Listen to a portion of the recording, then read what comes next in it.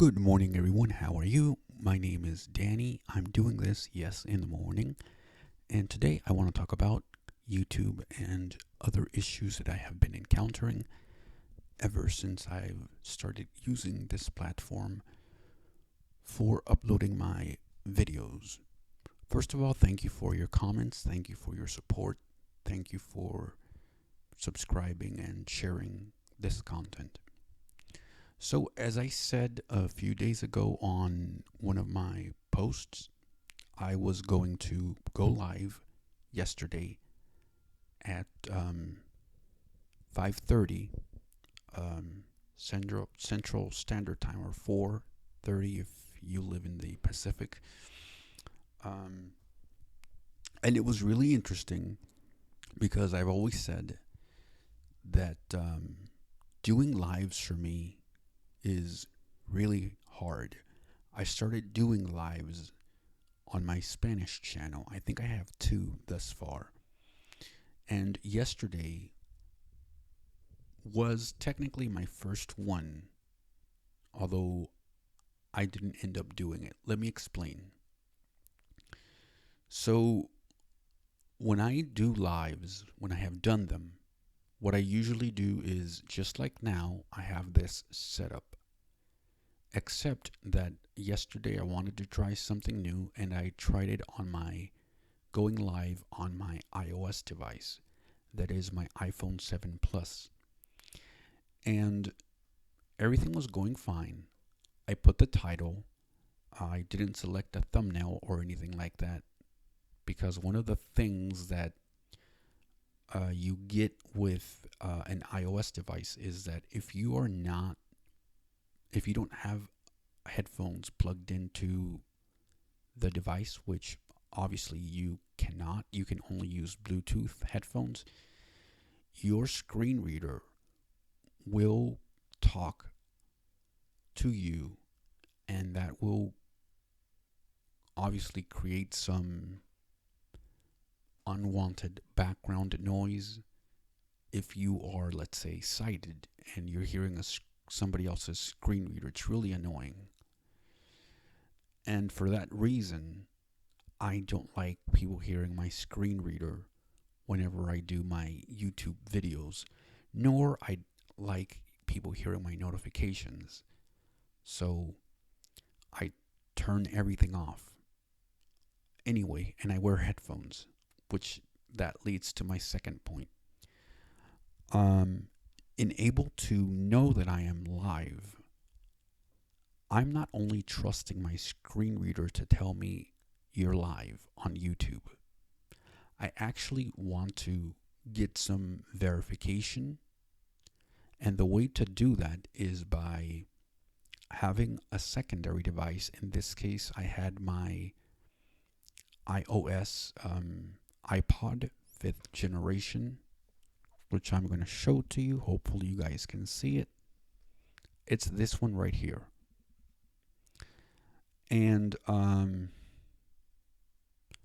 with this, I can plug in my headphones since it's old enough. And I go to my YouTube page, go to where it says live or videos, and there's a title that I had previously put there, so I know that I'm clicking on the right thing. So I just double click on that, or double tap, I should say, and then it's going to show me that I'm live. But it takes a couple of minutes or a minute until I know. So in the meantime, I'm, with my finger, I'm going up, going down. And as I'm doing that on my iPhone, you guys are hearing that. And so I don't like doing that kind of stuff if I can avoid it. Because as I said before, it can be really annoying. And this is why although I like doing lives, I also prefer doing long form videos such as this one, because I can edit that stuff out. Or in this case, again, I have headphones, so I do hear my screen reader, but you guys don't hear it, and so it works smoothly. So anyway, yesterday the problem that I had was I did go live, and I did do all of that stuff.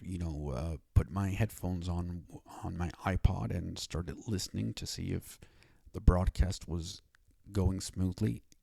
It was, although I spent again 4 or 5 minutes on the air, um, swiping the screen to see if there were any more options or anything. And so, if I do another live, which I probably am, maybe tomorrow or the next day, please be patient with me. You are going to hear a lot of my screen reading activity. Um, is there something I can do about that? I can always wear my um, Bluetooth headphones. I have, just to give you a recap, I have the AirPods Pro first generation. I have the second generation. I have the Bose Quiet Comfort, the first generation, because they just came out with the second generation, which also supports spatial audio.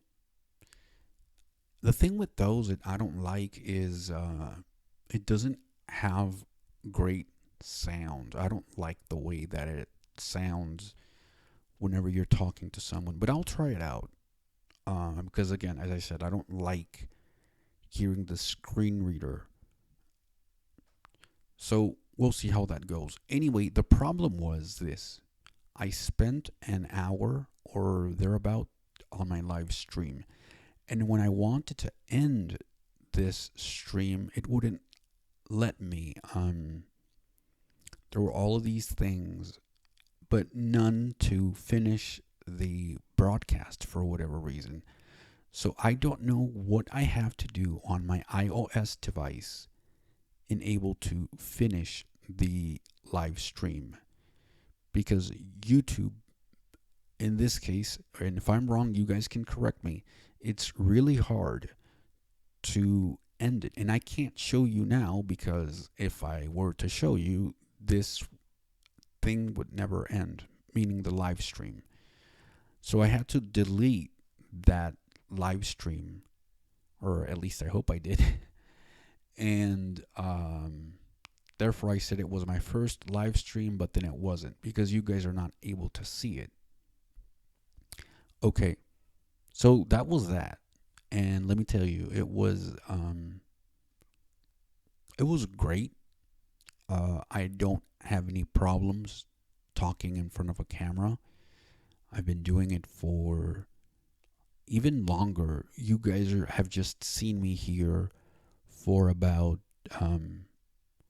what is it? 5 months already? 4 months, something like that. But I have been on camera before, and I'm quite comfortable with it.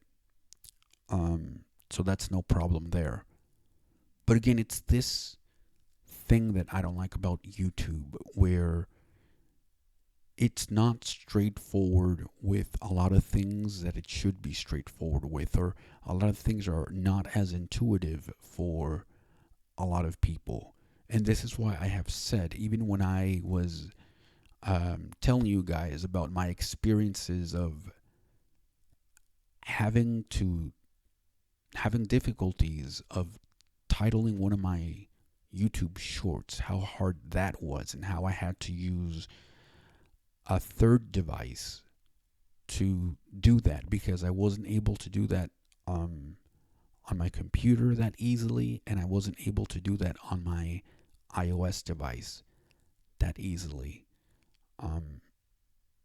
So yeah, there's a lot of barriers that YouTube has to overcome to make itself accessible to blind people and to people with other disabilities. I'm just mentioning one.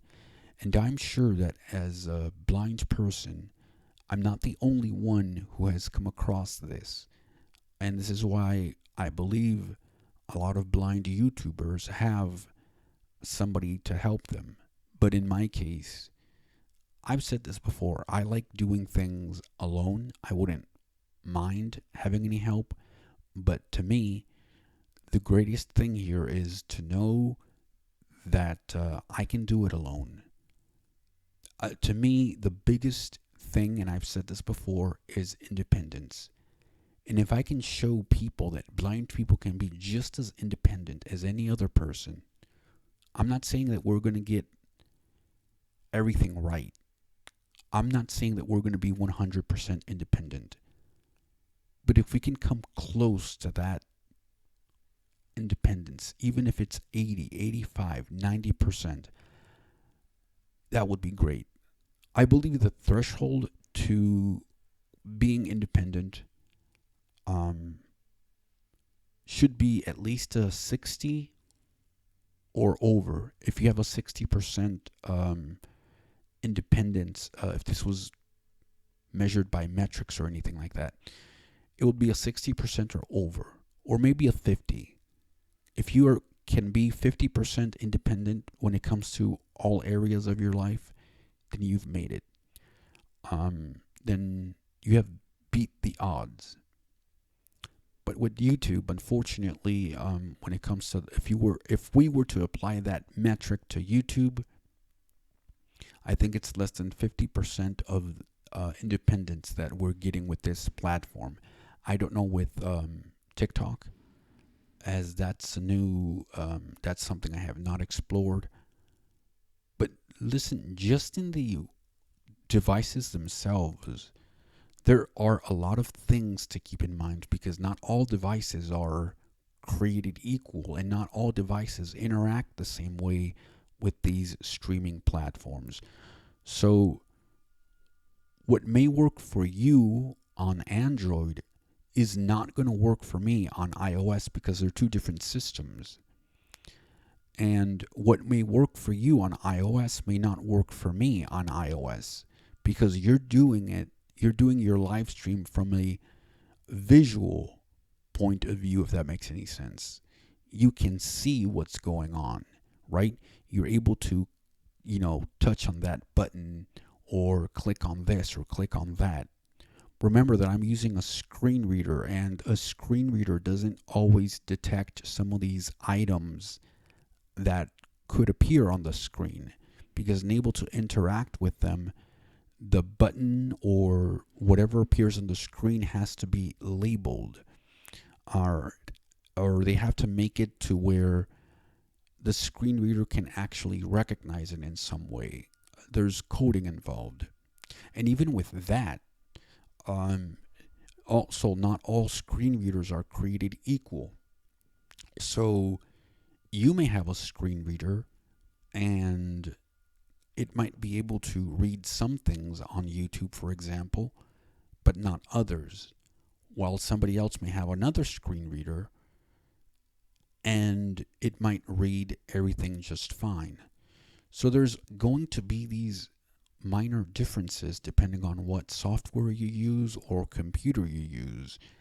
And I believe that there should be a general consensus, if you will, that YouTube should employ people who have a disability to work together with engineers and or with tech people to come up with ideas and solutions that can be able, where that we can be able to make this process easy for blind YouTubers or other YouTubers with disabilities, so they can interact with the app and with the web version if you're on a desktop.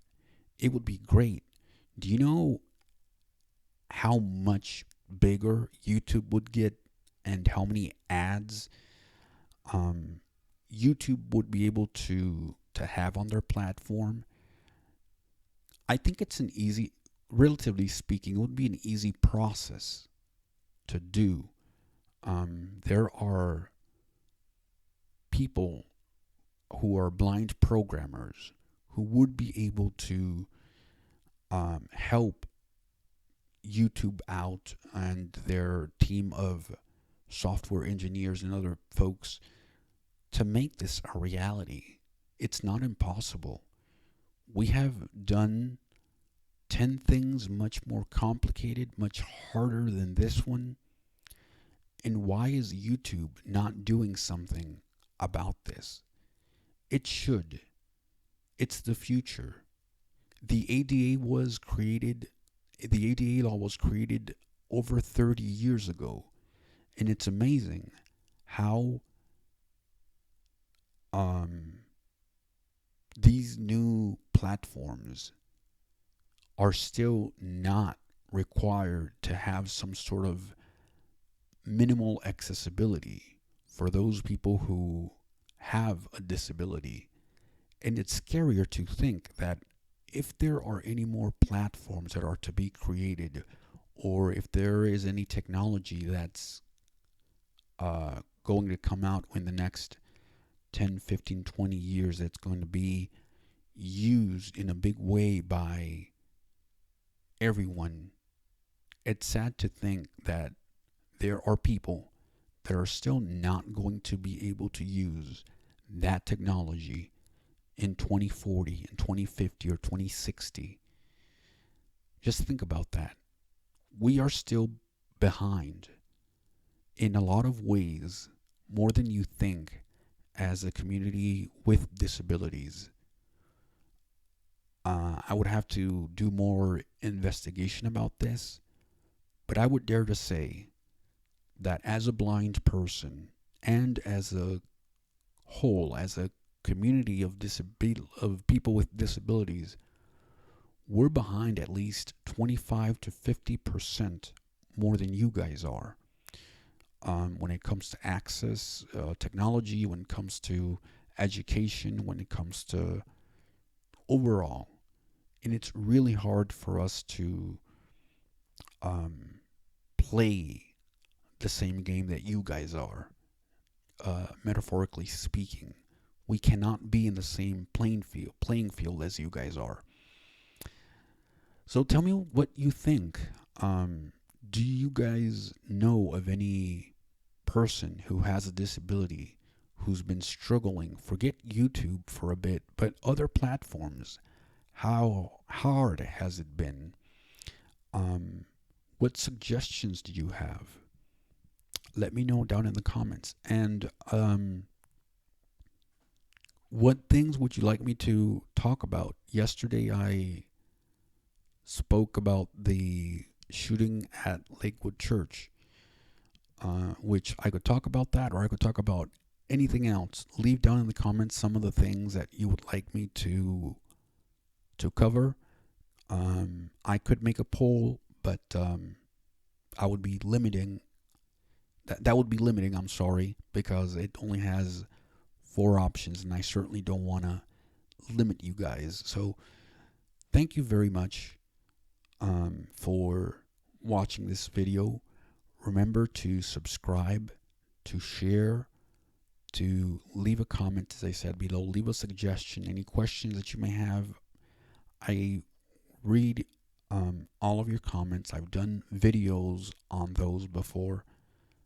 So thank you so much. We are almost to 100 subscribers, and I'm more than thankful for you guys sticking around. And thanks to those people who have given me views, even if it's for a second, for a minute, for 2 minutes. There's hope, because that lets me know that at least one person was able to see that there was a blind person on camera making a YouTube video. And then that person can at least have that knowledge. Hey, there was a blind person making a YouTube video. How does that happen? And that, just sowing that seed, is more than enough. Thank you very much. Have a nice day.